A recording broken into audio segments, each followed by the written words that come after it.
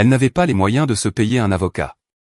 La voix de mon père résonna, claire et forte, dans la salle d'audience, assez pour que tout le monde l'entende.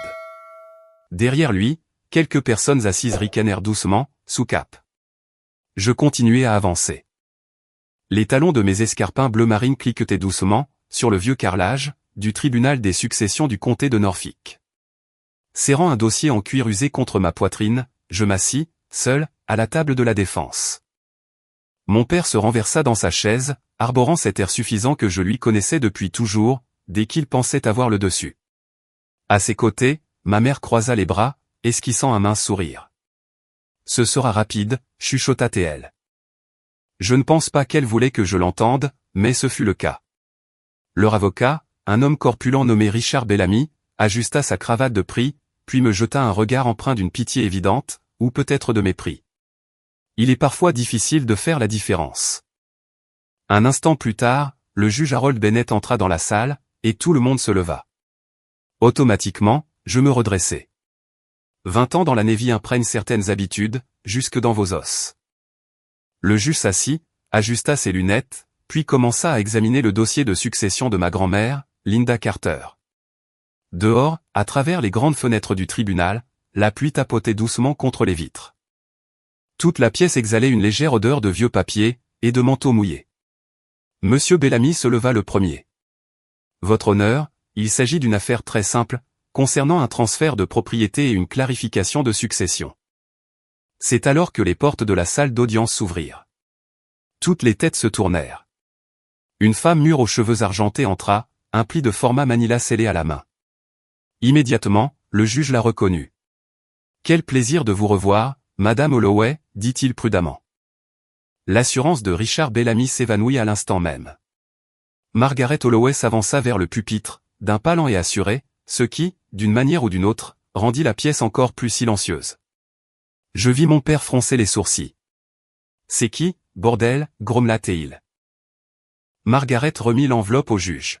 « Instruction directe de Linda Carter », dit-elle calmement. « À n'ouvrir que si sa petite-fille se présentait au tribunal sans représentation. » Le juge brisa le sceau. Il lut la première page en silence, puis s'arrêta. Il cessa littéralement de respirer, pendant une seconde. Monsieur Bellamy fronça les sourcils, inquiet. « Votre honneur ?» Le juge lui tendit le document. Le visage de Bellamy se vida de son sang si rapidement que cela m'effraya sincèrement. « Oh mon Dieu !» chuchota-t-il. Mon père se pencha en avant. « Quoi ?» Bellamy fixait la signature, au bas de la page, comme s'il avait vu un fantôme. « Oh mon Dieu, regardez cette signature !» Les genoux de mon père fléchirent contre la chaise en bois. « Linda !» Et ce fut à ce moment précis que ma famille comprit que grand-mère n'avait pas quitté ce monde aussi démuni qu'il le croyait.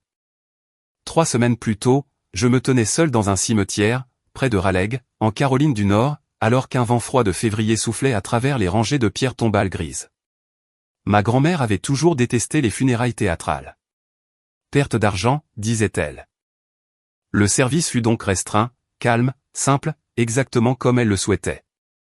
Je portais mon uniforme blanc de cérémonie de la Navy, car j'avais pris un vol direct depuis la base navale de Norfolk, dès que ma demande de permission avait enfin été approuvée. À mon arrivée, mes parents ne m'ont pas serré dans leurs bras. Mon père m'a à peine regardé, se contentant d'un signe de tête vers mon uniforme. « Tu fais toujours tous tes trucs de la marine ?»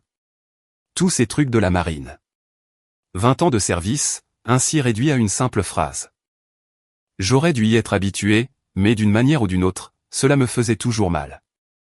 Dans la salle paroissiale après l'enterrement, les gens s'étaient rassemblés autour de tables pliantes, mangeant des gratins et du pudding à la banane, pendant qu'une douce musique gospel country s'échappait d'un vieux haut-parleur près de la cuisine.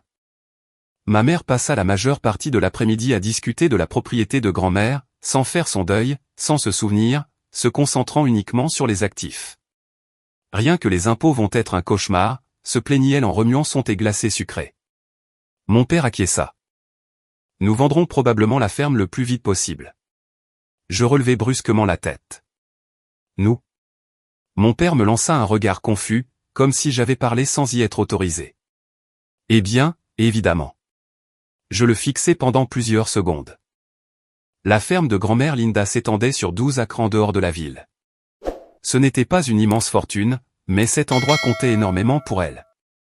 Ce porche, ces jardins, le vieux chêne à l'avant où elle s'asseyait chaque soir pour lire des romans policiers en buvant du café. Cette maison contenait toute sa vie. Vous avez déjà décidé de la vendre, demandai-je doucement. Ma mère soupira de façon théâtrale. Émilie, ma chérie, ces choses sont complexes. Tu vis en Virginie. Tu n'es jamais là. Jamais là. J'avais entendu cette phrase pendant la majeure partie de ma vie d'adulte. Jamais là pour les anniversaires. Jamais là pour Noël. Jamais là quand mon père s'était fait opérer. Jamais là quand le toit fuyait. Comme si le service militaire était une sorte de vacances égoïstes, que j'avais choisi pour les éviter. Mon frère aîné, Marc, évitait soigneusement tout contact visuel, tout en empilant des œufs mimosa sur une assiette en carton. C'était la spécialité de Marc, esquiver les choses, surtout les conflits, et d'autant plus quand nos parents avaient tort. Mon père baissa la voix. De plus, ta grand-mère dépendait de nous ces dernières années. J'ai failli éclater de rire. Dépendait d'eux. C'était moi qui l'appelais chaque dimanche, depuis n'importe quelle base ou zone de déploiement où je me trouvais. C'était moi qui avais payé le nouveau chauffe-eau, 2 hivers auparavant, après que grand-mère m'eût discrètement avoué qu'elle n'en avait pas les moyens. C'était en moi qu'elle avait assez confiance pour dire la vérité. Et la vérité était bien simple, mes parents ne rendaient visite à Linda que lorsque cela les arrangeait. Moi, je lui rendais visite parce que je l'aimais. Ce soir-là, après le départ de tout le monde, je conduisis seul jusqu'au petit motel de bord de route, à la sortie de la ville, où je logeais toujours lors de mes visites. Le même panneau délavé grésillait à l'extérieur. Le même couvre-lit à fleurs, la même odeur de vieilles moquettes et de fumée de cigarettes incrustées dans les murs, malgré des années de politique non-fumeur. Je m'assis sur le bord du lit, portant encore une partie de mon uniforme. C'est alors que j'ouvris la dernière lettre de grand-mère. Son écriture tremblait plus qu'auparavant, mais elle était pourtant sans aucun doute la sienne. Émilie, si tu lis ceci, je suis probablement quelque part en train de me disputer avec Saint-Pierre à propos de son café. Maintenant, écoute-moi attentivement. Tu n'as jamais été difficile à aimer. Ne laisse personne réécrire ta vie, ni te convaincre du contraire. Je dus m'interrompre un instant après cela, car personne ne m'avait jamais dit ces mots auparavant. Pas une seule fois. Pas en 38 ans. Dehors, la pluie tapotait doucement contre la fenêtre du motel. Je m'appuyais contre la tête de lit, puis je fermais les yeux. Soudain, j'eus de nouveau 19 ans, debout dans notre cuisine, les papiers de recrutement de la Navy à la main, tandis que mon père hurlait que les femmes militaires finissaient seules et aigries. Ma mère pleurait parce qu'elle pensait que je ne me marierais jamais. Marc restait assis là, silencieux, mangeant de la purée de pommes de terre. Seule grand-mère Linda souriait. Elle m'emmena elle-même au bureau de recrutement, le lendemain matin, dans sa vieille Buick. Par découvrir le monde, me dit-elle. Et si j'échoue, demandai-je. Elle me serra la main, alors, échoue courageusement. Je me souvenais encore de ces mots, 20 ans plus tard. Le lendemain matin après les funérailles, mon père m'appela avant le lever du soleil. Ce n'était pas pour prendre de mes nouvelles, ni pour parler de grand-mère. Il m'appelait pour le tribunal. Apparemment, les documents de succession de Linda présentaient des complications. Et, d'une manière ou d'une autre, ces complications étaient assez sérieuses pour impliquer un litige successoral. Tu devrais probablement te trouver un avocat, dit mon père sur un ton détaché. Je regardai par la fenêtre du motel, en direction de l'autoroute déserte. Pourquoi? Il y eut un silence. Puis il répondit prudemment, eh bien, parce que ta grand-mère a laissé des papiers assez confus. Ce fut le premier instant où je réalisai que quelque chose de plus grand se tramait sous la surface. Et, d'une façon ou d'une autre, grand-mère savait que cela arriverait. Je ne dormis pas beaucoup après l'appel de mon père. La pluie continua de tomber une grande partie de la nuit, tapotant doucement contre la fenêtre, tandis que des semi-remorques grondaient sur l'autoroute à l'extérieur. Vers 3 heures du matin, je renonçai enfin à faire semblant de dormir, puis je me dirigeai vers la petite machine à café près de la réception. Le café avait un goût de brûlé à décaper de la peinture. Grand-mère en aurait ri. Le mauvais café forge le caractère, disait-elle toujours. Je m'assis seul dans le hall sombre, tenant le gobelet en carton à 2 mains, tout en essayant de donner un sens à tout cela. Litige successoral. Papier confus. Trouve-toi un avocat.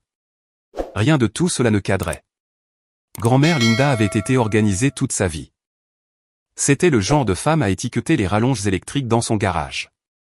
Elle conservait les garanties d'appareils électroménagers des années 1980 dans des dossiers soignés. Il n'existait aucun univers où elle aurait pu créer accidentellement une confusion juridique. Ce qui signifiait une seule chose, tout ce qui se passait était délibéré. Le lendemain après-midi, je me rendis à la ferme de Linda. Le chemin de gravier me parut plus étroit que dans mes souvenirs. L'hiver avait dépouillé la plupart des arbres, et la vieille ferme blanche reposait sous le ciel gris de la Caroline, comme si elle attendait paisiblement qu'on l'oublie. Le pick-up de mon père était déjà garé devant. Le SUV de ma mère aussi. Je restai un moment dans ma voiture, à les observer à travers le pare-brise. Mon père se tenait près de la grange, discutant déjà avec un agent immobilier. Grand-mère avait été enterrée depuis moins de 24 heures. Quelque chose en moi se durcit alors un peu. Ce n'était pas vraiment de la colère. Juste de la clarté. Je sortis du véhicule, puis je marchai vers le porche. Mon père parut agacé dès qu'il m'aperçut. « Qu'est-ce que tu fais là ?» Je le fixai. « C'est la maison de grand-mère. » Il croisa les bras. Plus pour longtemps. L'agent immobilier fit semblant, avec embarras, d'examiner la limite de propriété, tandis que ma mère franchissait la porte d'entrée, portant un carton rempli des affaires de Linda. Des photos de famille, des livres de cuisine, de vieilles lettres. Ma poitrine se serra immédiatement. « Maman, dis-je prudemment. Qu'est-ce que tu fais ? » Je nettoie. Elle vient de mourir. Ma mère soupira de façon théâtrale, comme si je me montrais difficile exprès. Émilie, ce n'est pas un film. La vraie vie continue. La vraie vie. Une autre expression que les gens utilisent lorsqu'ils cherchent une excuse pour mal se comporter. Je passai devant eux pour entrer dans la maison. L'odeur me saisit en premier. Café, lavande, vieux bois. Grand-mère. Tout semblait rigoureusement identique. Sa couverture tricotée recouvrait encore le canapé. Ses lunettes de lecture reposaient à côté du fauteuil inclinable, près de la lampe. Un mot croisé à moitié terminé attendait sur la table de la cuisine. Pendant une seconde impossible, j'eus l'impression qu'elle allait entrer du jardin d'une minute à l'autre, pour me demander si je voulais une part de tarte. Puis la réalité reprit ses droits, et le silence fit plus de mal que je ne l'aurais cru. Je me dirigeai lentement vers le couloir, quand la voix de mon père me parvint par derrière. « Ta grand-mère n'avait plus toute sa tête vers la fin. » Je me retournai. « Qu'est-ce que ça veut dire ?» Mon père se frotta la mâchoire. Elle s'embrouillait parfois. C'était un mensonge, et nous le savions tous les deux. Linda Carter était plus vive d'esprit à 82 ans que la plupart des gens à 50 ans. 3 mois plus tôt, elle m'avait battu au poker, tout en m'expliquant pourquoi la Navy surpayait les sous-traitants de la défense. Les gens confus ne font pas cela. Ma mère posa le carton sur la table. Il y avait des papiers partout, ajouta-t-elle avec précaution. Des papiers juridiques, des notes, des affaires financières. Quel genre de papier ? Mon père répondit trop vite. Rien d'important. C'est là que j'ai su qu'il cachait quelque chose. Ce soir-là, après leur départ, je restai seul à la ferme. Le silence qui y régnait semblait différent de celui de mon appartement à Norfolk. Ce silence-là portait des souvenirs. Je me promenais lentement dans chaque pièce, touchant les objets familiers. Le mur du couloir affichait toujours ma photo de remise des diplômes de la Navy à Great Lake. Pas la photo de football américain du lycée de Mark. Pas le prix professionnel de mon père. La mienne. Grand-mère la gardait toujours au centre. J'esquissai un léger sourire. Puis je remarquai quelque chose d'étrange, un cadre photo, près du couloir, semblait de travers. Grand-mère détestait les cadres de travers. Je le soulevai délicatement. Derrière, collée au mur, se trouvait une petite enveloppe scellée. Mon cœur se mit aussitôt à battre la chamade. Sur le devant, de l'écriture tremblante de Linda, figuraient ces 5 mots, pour Émilie, si nécessaire. Je m'assis lentement à la table de la cuisine avant de l'ouvrir. À l'intérieur, il y avait une autre lettre. Courte, directe, tout à fait à son image. Ma chérie, si tes parents contestent mes volontés, appelle immédiatement Margaret Holloway. Ne fais confiance à personne d'autre. Son numéro est joint. Et Émilie, je sais exactement ce que je fais. Avec tout mon amour, grand-mère. Épinglée sous la note, se trouvait une carte de visite, Margaret Holloway, Washington, D.C., conseillère militaire, successorale et fédérale. Je fixai la carte pendant un long moment. Puis je ris doucement. Bien sûr. Évidemment, grand-mère avait tout planifié. J'avais rencontré Margaret Holloway pour la première fois quand j'avais 23 ans. À l'époque, j'étais stationné à Bahreïn, traversant l'une des années les plus éprouvantes de ma carrière militaire. Mon mariage s'était effondré sous le poids des déploiements incessants, et de la distance. Mon ex-mari avait fini par admettre qu'il était fatigué de vivre avec la version Navy de moi-même. Je me souviens avoir appelé grand-mère, depuis l'étranger, un soir après avoir signé les papiers du divorce. J'ai pleuré plus fort que je ne l'aurais voulu. Non pas parce que je regrettais ce mariage, mais parce que j'avais l'impression d'avoir échoué à être normal, d'avoir échoué, d'une certaine manière, en tant que femme. Grand-mère m'écouta en silence pendant près d'1 heure. Puis elle prononça des mots que je n'oubliais jamais, « Émilie, il n'y a rien de mal avec les femmes qui survivent différemment. » Une semaine plus tard, des colis de réconfort commencèrent à arriver de la maison. Des biscuits, du café, des Black-Zerit à la main, des chaussettes neuves, et un dossier juridique contenant les documents financiers nécessaires au divorce. À l'intérieur se trouvait un mot, Margaret a aidé à organiser cela. Elle est plus intelligente que la plupart des sénateurs. C'était tout à fait Linda. Même son réconfort était méthodique. Le lendemain matin, j'appelai enfin le numéro. Une femme mûre, à la voix calme, décrocha à la 2e sonnerie. « Ici Margaret Holloway. »« C'est Emily Carter, » dis-je nerveusement. « La petite fille de Linda Carter. » Un silence s'ensuivit. Puis, sa voix s'adoucit instantanément. « Oh, ma chérie. » Ces 2 seuls mots faillirent me briser.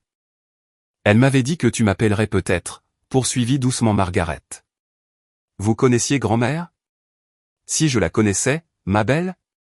Ta grand-mère a sauvé ma carrière en 1978. » Cette réponse me surprit au point de me faire rire. « Quoi ? » Margaret gloussa doucement. « Nous travaillions ensemble dans un cabinet d'avocats militaires à Washington, bien avant ta naissance. Linda était la secrétaire juridique la plus brillante que j'ai jamais rencontrée. » Je me renversai dans ma chaise. Soudain, les pièces du puzzle commençaient à s'assembler. La paperasse organisée, les lettres cachées, la confiance absolue. Elle avait planifié tout cela, n'est-ce pas, chuchotai-je. Margaret fit une pause prudente. Ta grand-mère comprenait les gens bien mieux qu'ils ne se comprenaient eux-mêmes. Cela ressemble tout à fait à Linda, ajoutai-je.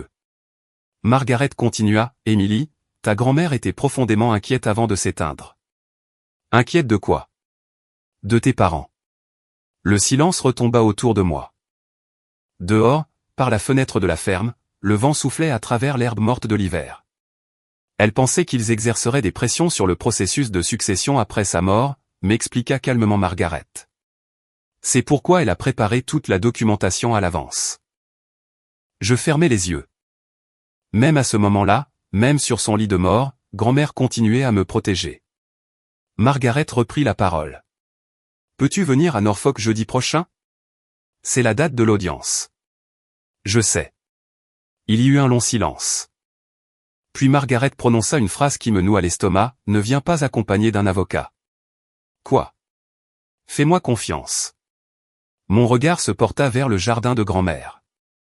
Des roses fanées pliaient sous le vent froid de février.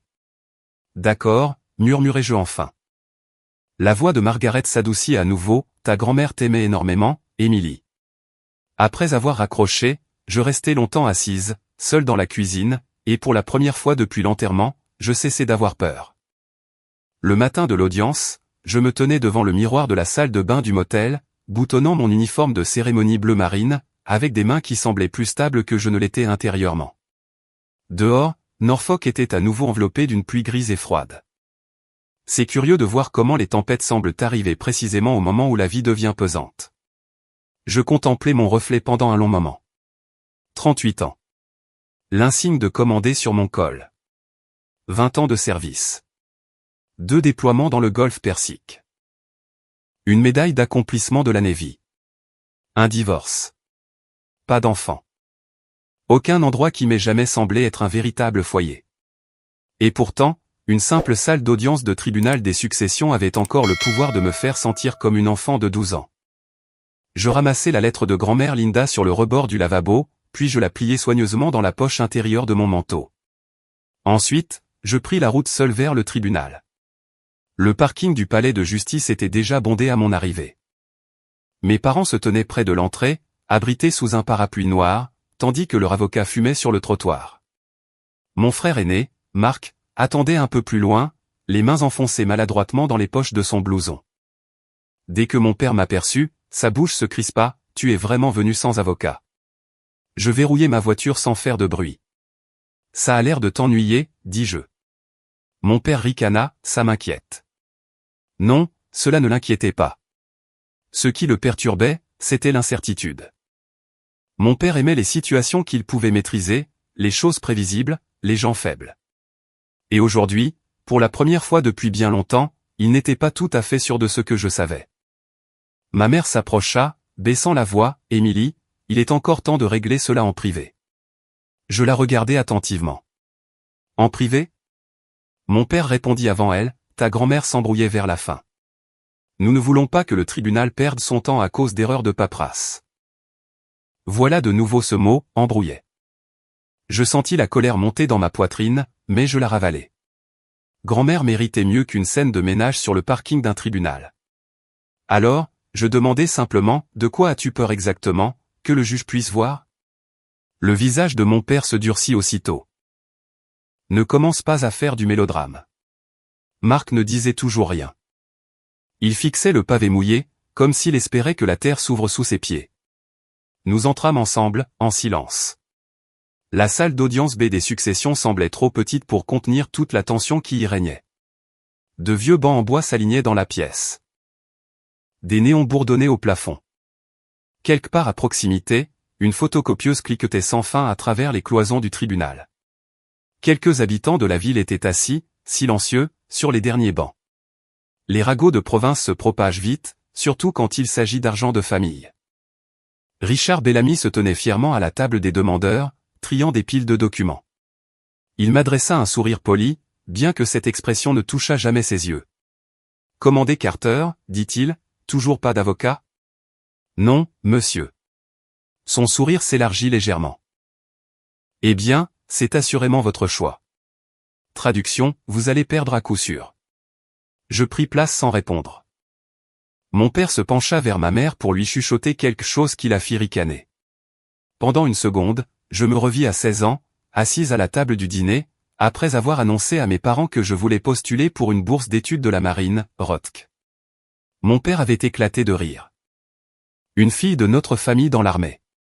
Ma mère avait secoué la tête tristement, « Tu es bien trop émotive pour ce genre de vie. » C'est une chose curieuse avec les personnes qui vous sous-estiment, elles finissent par croire à leur propre version de la réalité.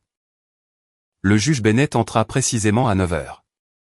Tout le monde se leva, et l'audience commença sans tarder. Bellamy prit la parole en premier. « Votre honneur, cette affaire concerne la succession de feu Linda Carter. Plus particulièrement, plusieurs documents irréguliers découverts peu avant le transfert successoral. » Il s'exprimait avec aisance, de manière très professionnelle, comme un homme convaincu que la victoire n'était qu'une formalité. Il présenta mes parents comme des aidants dévoués, responsables et pleins de sacrifices. À l'inverse, il me décrivit comme largement absente des affaires familiales, en raison de mes obligations militaires. Cette formule m'irrita plus qu'elle n'aurait dû. Absente ? Comme si servir son pays effaçait votre place au sein de votre propre famille. Bellamy continua, les plaignants estiment que Madame Carter a pu exercer une influence affective abusive sur la défunte pendant ces périodes d'isolement. Cela me fit enfin lever brusquement les yeux. Influence affective abusive. J'ai presque ri. Grand-mère Linda était la femme la plus forte de caractère que j'ai jamais connue. Personne ne la manipulait. Personne. Le juge Bennett ajusta ses lunettes. « Commandez Carter, dit-il calmement. Avez-vous l'intention de répondre ? » Tous les regards dans la salle se tournèrent vers moi. Mes parents semblaient presque impatients. Je me levai lentement, puis je prononçai exactement ce que Margaret m'avait dicté, « On m'a conseillé d'attendre, votre honneur. » Une lueur de confusion passa sur le visage de Bellamy. Mon père fronça les sourcils. Le juge parut légèrement irrité. Attendre quoi? Avant que je ne puisse répondre, les portes de la salle s'ouvrirent à nouveau. Margaret Holloway entra, vêtue d'un manteau bleu marine foncé, une sacoche en cuir à la main. Malgré son âge, elle se déplaçait avec une assurance remarquable. Toute l'atmosphère de la pièce changea à l'instant. L'attitude de Bellamy se crispa d'abord, puis l'expression du juge se modifia, suivie par celle de toutes les autres personnes présentes. Le juge Bennett se leva même à moitié de son fauteuil. Madame Holloway. Margaret hocha poliment la tête. Votre honneur. Bellamy semblait stupéfait. Vous représentez le commandé Carter? Margaret retira calmement ses lunettes de lecture. Non. Bellamy cligna des yeux. Non, je suis ici pour représenter les dernières directives documentées de Lynda Carter. Un silence de plomb s'installa dans la salle d'audience.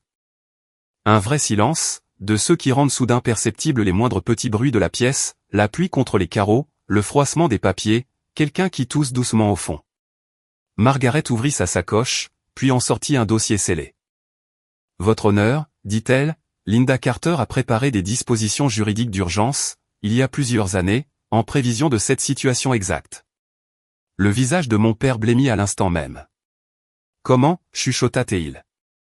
Margaret l'ignora, puis elle remit les documents au juge. Le juge Bennett examina les premières pages en silence, puis plus lentement, puis très lentement. Ses sourcils se relevèrent. Richard Bellamy s'agita, inquiet, à côté de la table des plaignants.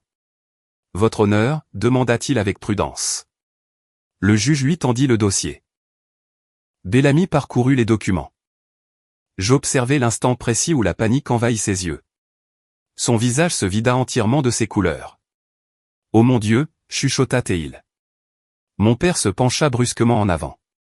Qu'est-ce que c'est? Bellamy continuait sa lecture. Il y avait là des transferts de propriétés notariés, des évaluations médicales confirmant la pleine capacité mentale de Lynda, des états financiers officiels, ainsi que des témoignages écrits de sa main. Documentant les tentatives répétées de pression exercées par mes parents au cours de sa dernière année de vie. Pourtant, ce n'était pas cette partie-là qui fit l'effet d'une bombe dans la salle. Ce fut la dernière page. Bellamy fixait la signature au bas du feuillet, comme s'il ne parvenait pas à assimiler ce qu'il voyait. Oh mon Dieu, répéta-t-il doucement. Puis, il regarda directement mon père. Vous m'avez dit que Lynda Carter avait géré cette paperasse elle-même. Mon père déglutit péniblement. C'est le cas.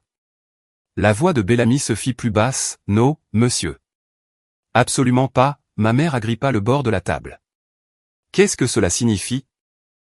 Bellamy tourna la dernière page vers eux. Tout en bas, se trouvait la signature qui changeait tout, Margaret Holloway, ancienne conseillère militaire fédérale, ancienne conseillère auprès du département de la Navy, et l'une des avocates spécialisées en litiges successoraux les plus respectées de la côte est. Les genoux de mon père fléchirent littéralement contre sa chaise. Lynda, murmura-t-il faiblement. Soudain, je compris. Grand-mère n'avait pas seulement préparé des documents. Elle avait forgé un bouclier autour de moi, bien des années avant sa mort. Le juge Bennett retira lentement ses lunettes. Au vu de ces pièces, déclara-t-il avec gravité, le tribunal reconnaît la pleine autorité de transfert légal, accordée précédemment au commandé Emily Carter. La pièce resta plongée dans un silence absolu. C'est alors que le juge ajouta la phrase qui acheva de briser mes parents. En outre, ce tribunal examinera les preuves suggérant de possibles tentatives de coercition à l'encontre de la défunte. Ma mère fondit instantanément en larmes. Pris de panique, mon père se tourna vers Bellamy. Vous aviez dit que c'était une simple formalité. Bellamy lui jeta désormais un regard glacial. Monsieur, vous avez omis de me révéler des informations cruciales. Pour la toute première fois de mon existence, mon père semblait avoir peur de moi. Non pas en colère, non pas déçu, mais effrayé. Et, pour être honnête, cela faisait plus de mal que je ne l'aurais cru. L'audience se termina en moins de 40 minutes. 40 minutes. C'est tout ce qu'il fallut pour démêler des années de mensonges, d'hypothèses et de sournoises manipulations familiales. Les gens imaginent toujours les victoires judiciaires comme des célébrations spectaculaires, avec de la musique grandiose et des héros marchant d'un pas fier sous le soleil. La vraie vie ne ressemble pas à cela. La vraie vie est épuisante. Au moment où je sortis du tribunal, La pluie s'était arrêtée, mais le ciel restait bas et gris au-dessus du centre-ville de Norfolk. Aucun journaliste ne m'attendait. Aucun applaudissement ne résonnait dans les rues. Il n'y avait qu'un vent froid, la circulation, et ce vide étrange qui succède aux chocs émotionnels. Margaret Holloway marchait en silence à mes côtés, sa sacoche en cuir sous le bras. « Tu t'en es très bien sorti, me dit-elle. » J'eus un rire fatigué, j'ai à peine prononcé un mot. C'est généralement plus sage devant un tribunal. Nous nous arrêtâmes près des marches du palais de justice. Pendant un instant, aucune de nous ne dit mot. Puis, je la regardai, depuis combien de temps grand-mère avait-elle préparé cela?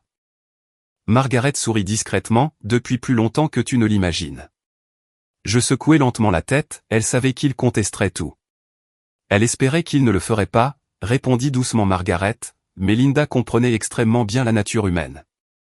C'était tout à fait elle, grand-mère accordait sa confiance avec prudence, aimait profondément, et planifiait tout minutieusement.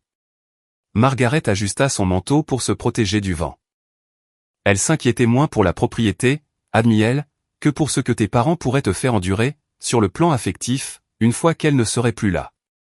Cette phrase me toucha plus profondément encore que le verdict du tribunal, parce qu'elle disait vrai. Il n'avait jamais été uniquement question de terrain, d'argent, ou d'une ferme. C'était une affaire de pouvoir. Qui comptait? Qui ne comptait pas? Qui avait passé des années à être traité comme un étranger, au sein même de sa propre famille? Lorsque j'atteignis le parking couvert, mon téléphone affichait déjà 6 appels manqués. 3 de ma mère, 2 de mon père, 1 de Marc. Je les ignorais tous.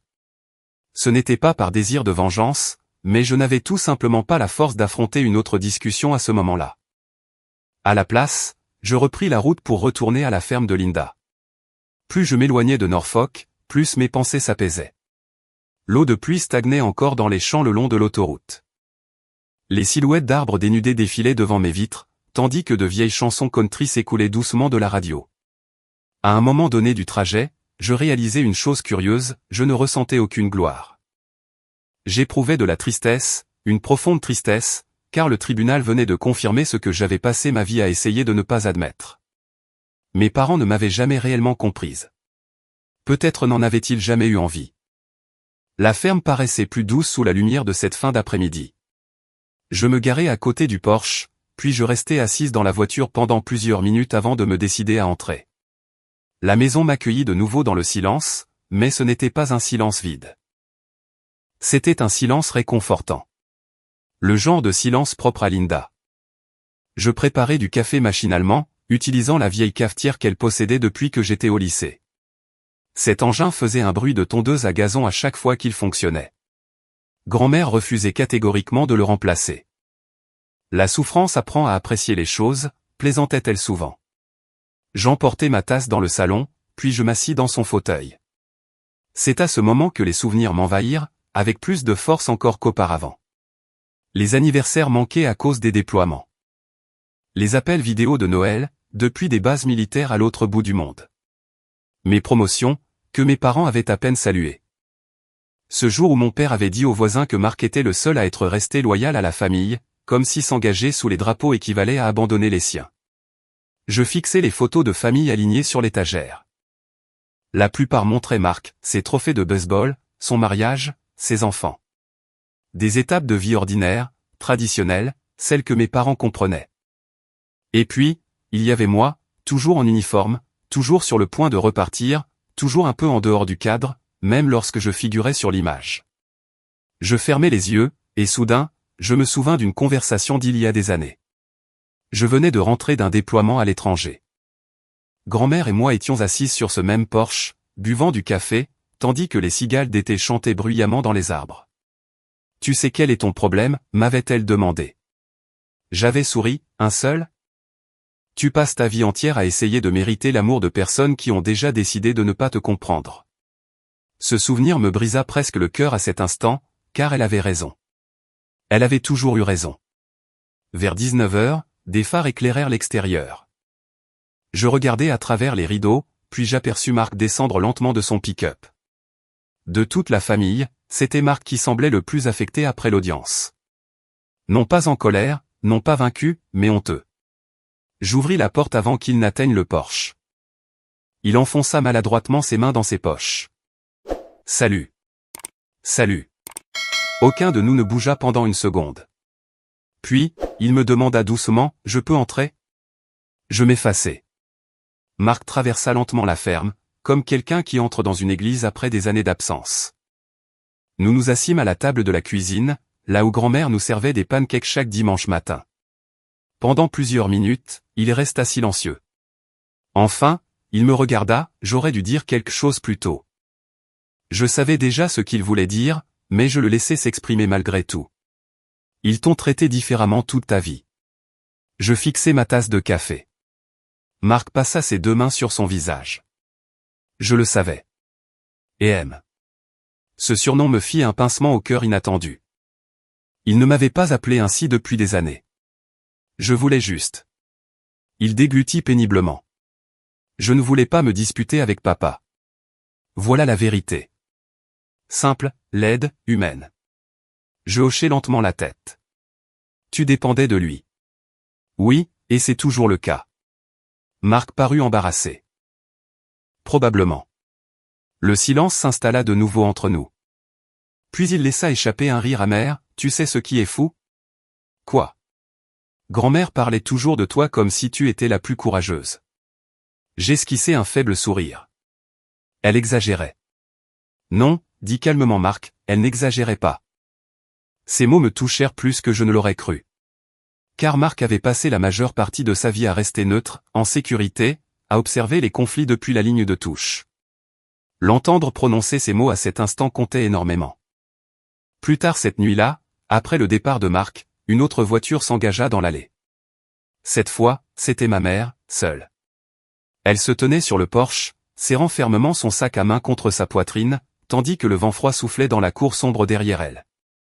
Pendant un instant, elle me parut plus vieille que je ne l'avais jamais vue. Fatiguée, aussi.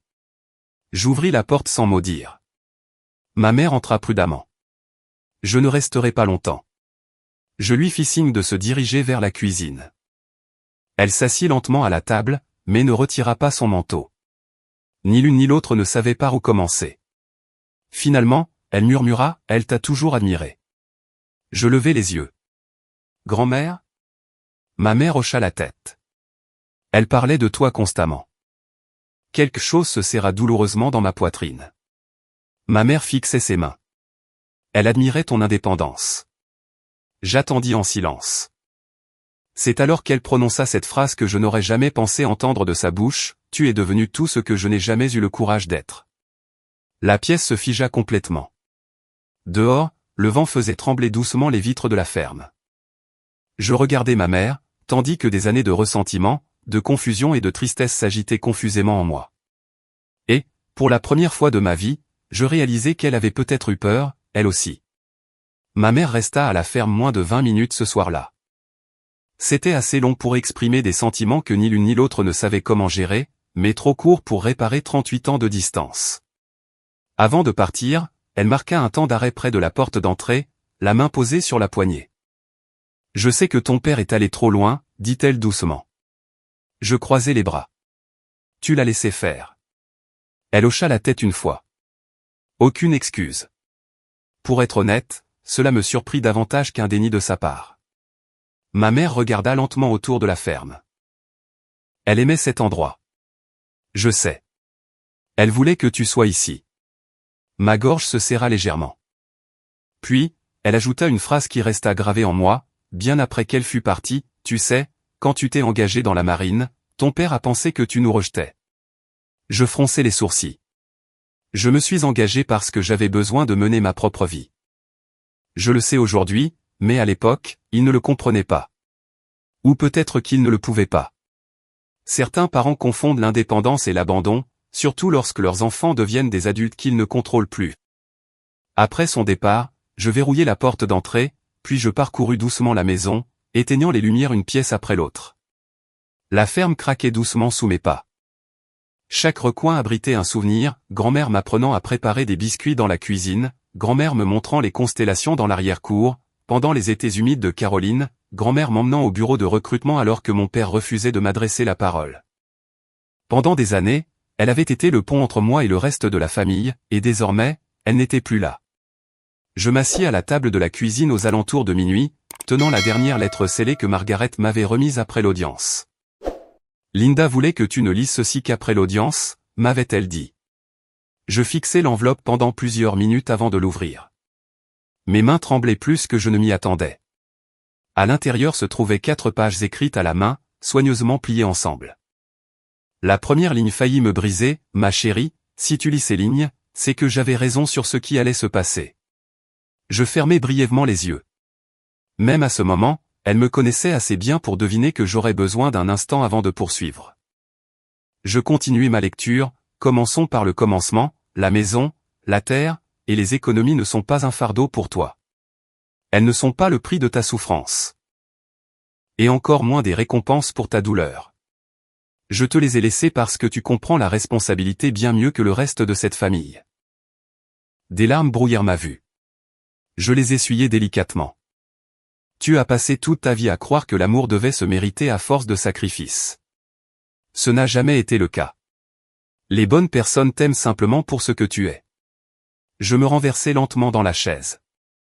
Dehors, le vent soufflait dans les arbres qui entouraient la ferme. Tout semblait paisible, lointain. Puis, j'arrivai à la dernière page. Et ce fut cette page qui me changea. Émilie, ne deviens pas dure simplement parce que les autres ont été durs envers toi. L'aigreur est une bien triste façon de vieillir. Je n'en ai que trop vu. Si cette famille se déchire après mon départ, laisse-la se briser au nom de la vérité. Non de la vengeance. Tu es plus forte que la colère. Souviens-t'en toujours. Après avoir terminé la lettre, je restai assise là pendant un long moment. Assez longtemps pour que le café à côté de moi refroidisse. Assez longtemps pour que l'aube commence à éclairer les fenêtres. Et, quelque part au cours de ces heures silencieuses du petit matin, quelque chose en moi se relâcha enfin. Ce n'était pas tout à fait du pardon, mais plutôt de l'épuisement. J'étais fatigué de porter de la colère partout avec moi, fatigué de devoir prouver ma valeur, fatigué d'attendre de mes parents qu'ils changent avant de m'autoriser à être en paix. 3 jours plus tard, je retrouvai Margaret Holloway pour déjeuner près du front de mer, à Norfolk. Le restaurant offrait une vue sur les eaux grises de l'hiver, où de petits bateaux se balançaient doucement contre les quais. Margaret commanda un café noir et une soupe à la tomate. « Ta grand-mère adorait cet endroit », dit-elle en dépliant sa serviette. J'esquissai un léger sourire, elle aimait tous les endroits qui servaient une bonne tarte. Margaret rit doucement, c'est vrai aussi. Pendant un moment, nous discutâmes de choses ordinaires, de la marine, de voyages, et de vieilles anecdotes sur Linda à l'époque où elle travaillait dans les bureaux juridiques de l'armée. Apparemment, ma grand-mère avait un jour embarrassé un avocat du Pentagone, en corrigeant ses documents en pleine réunion. Cela lui ressemblait tellement. Puis, Margaret me regarda attentivement, « Qu'est-ce que tu vas faire, maintenant ?» Je remuai mon café lentement, « Je ne sais pas encore. » Tu pourrais engager d'autres poursuites judiciaires. Je sais. Les seules preuves de coercition auraient pu ruiner mes parents financièrement, si j'avais insisté, humiliation publique, sanctions civiles, enquête potentielle pour fraude. Une version plus jeune de moi-même l'aurait peut-être souhaité, ou du moins une version plus blessée. Mais, assise là près du port, écoutant le cri des mouettes par-delà les fenêtres du restaurant, je pris conscience de quelque chose d'important, je ne voulais plus vraiment me venger. Pas d'une vraie vengeance. Ce que je voulais, c'était la liberté. Me libérer du ressentiment, cesser de rouvrir sans cesse de vieilles blessures, en espérant qu'elles guérissent autrement. Je regardai Margaret, je pense que grand-mère a déjà gagné. Margaret sourit doucement, oui, je crois que oui. Au cours des semaines suivantes, je pris des décisions auxquelles ma famille ne s'attendait pas. Je vendis une petite parcelle de terrain non construite près de l'autoroute, puis j'utilisai une partie de l'argent pour créer un fonds de bourse d'études destiné aux familles de militaires dans l'est de la Caroline du Nord.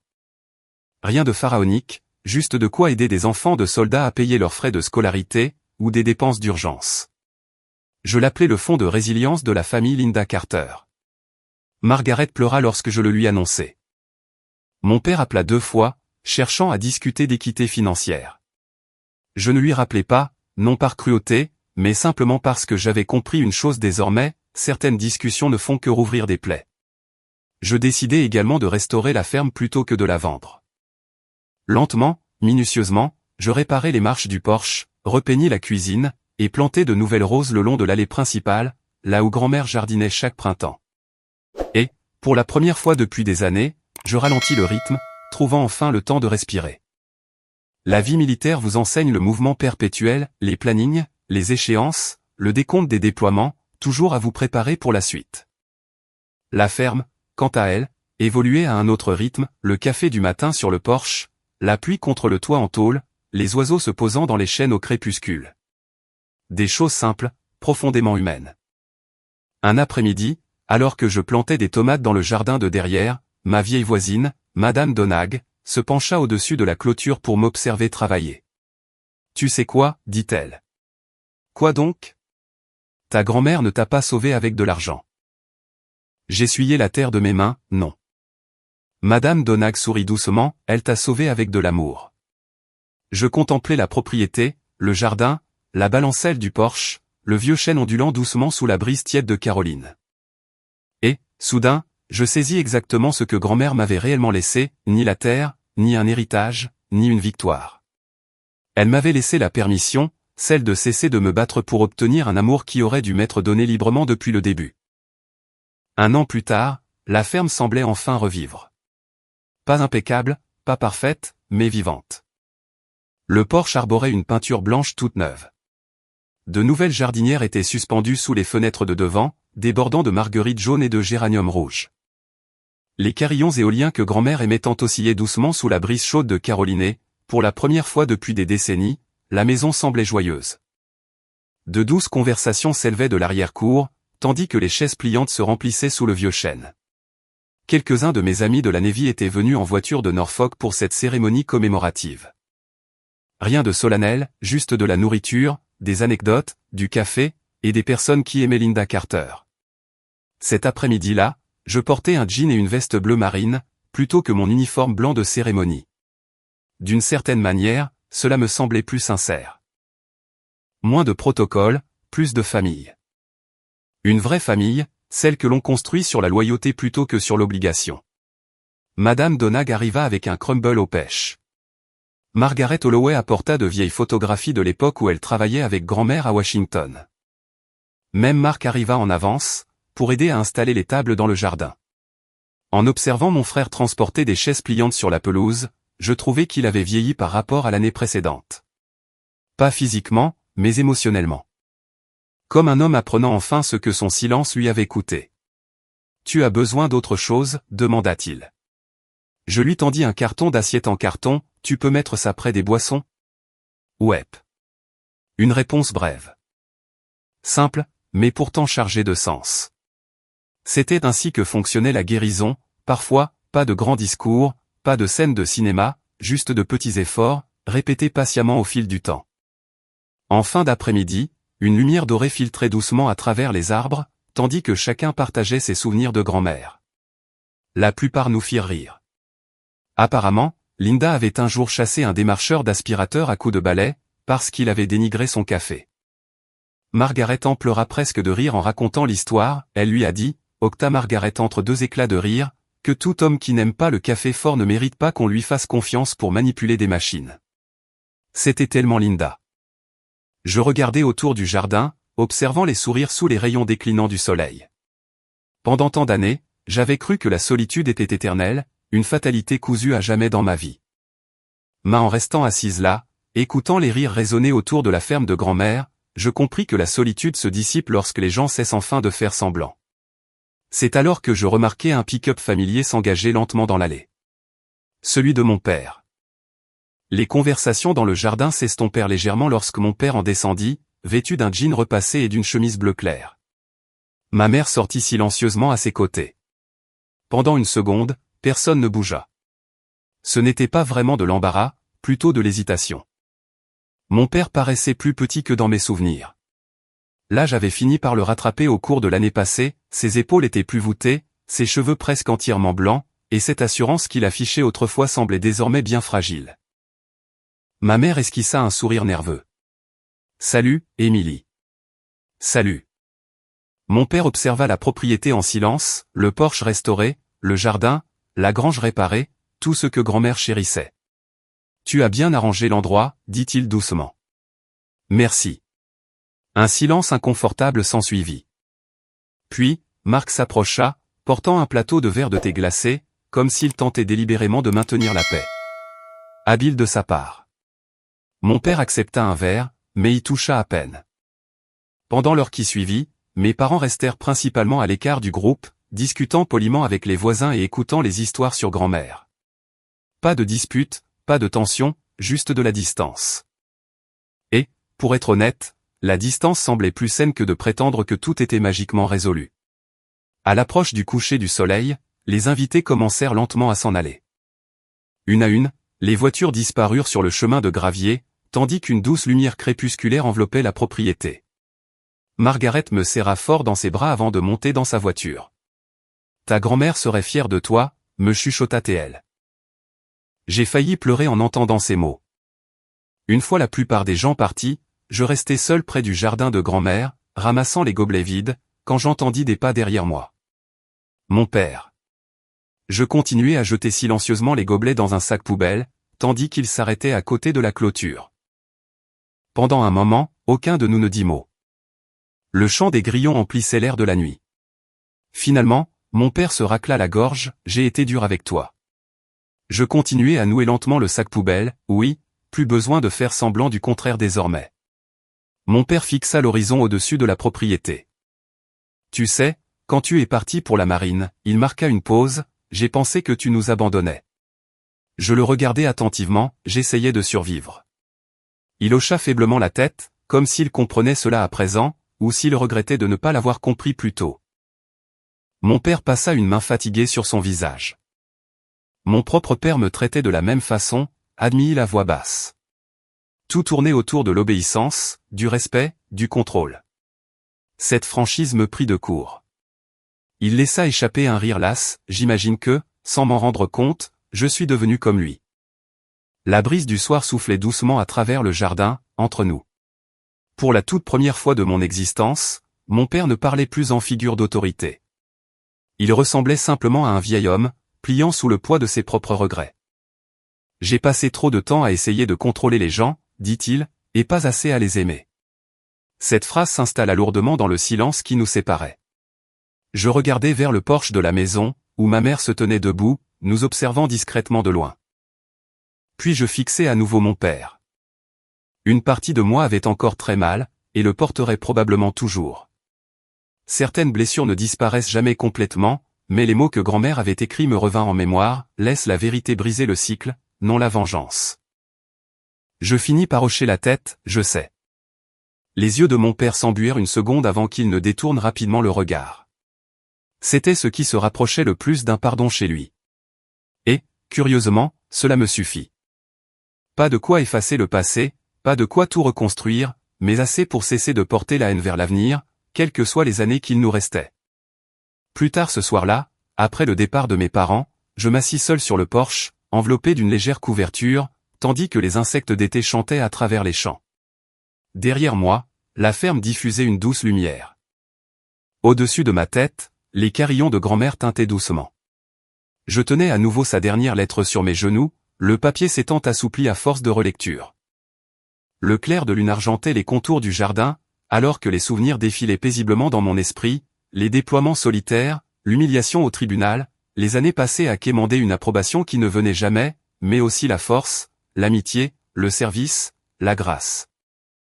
Et cette grand-mère extraordinaire, qui avait refusé que l'amertume devienne mon unique héritage. Je contemplais l'horizon sombre, puis j'esquissai un doux sourire. Je portai ensuite 2 doigts à mon front, effectuant un salut militaire discret, en direction du vieux chêne, vers Linda, vers la paix, et peut-être aussi vers moi-même. Si cette histoire a touché votre cœur, ne serait-ce qu'un peu, j'espère que vous prendrez un instant ce soir pour faire un geste vers quelqu'un que vous aimez, avant que l'orgueil ou le silence ne vous dérobe plus de temps. Et si vous vous êtes déjà senti invisible, sous-estimé, ou affectivement oublié par votre propre famille, rappelez-vous ceci, votre valeur n'a jamais été définie par ceux qui n'ont pas su la voir. Parfois, les personnes qui nous aiment le mieux sont celles qui nous apprennent, sans bruit, à nous aimer nous-mêmes. Merci d'avoir partagé ce moment avec moi.